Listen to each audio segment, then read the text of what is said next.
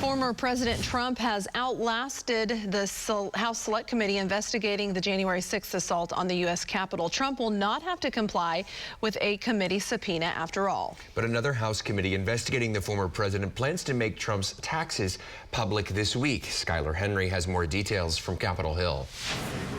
The committee investigating the January 6th attack at the U.S. Capitol has dropped its subpoena of former President Donald Trump, asking for documents and his testimony.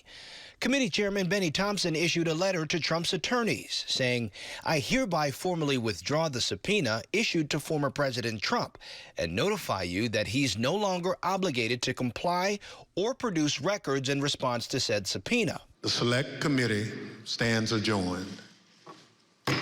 The panel wrapped up its work before it could compel Trump to provide the documents and testimony it sought. But after 18 months and more than 1,000 interviews, the committee issued a final report last week, finding the central cause of January 6th was one man, former President Donald Trump. The January 6th committee isn't the only one that's wrapping up its work. The House Ways and Means Committee has one more piece of business to conduct before Republicans take control next week and shut down Trump-related investigations. The committee will be releasing Trump's tax returns to the public Friday after voting last week to do so. Mr. Chairman, on this vote, I have 24 yeas, 16 noes. The committee spent years fighting in the courts to get the documents. The Supreme Court ruled in November that Congress had a right to the taxes as part of its oversight role. Skylar Henry, CBS News, Capitol Hill.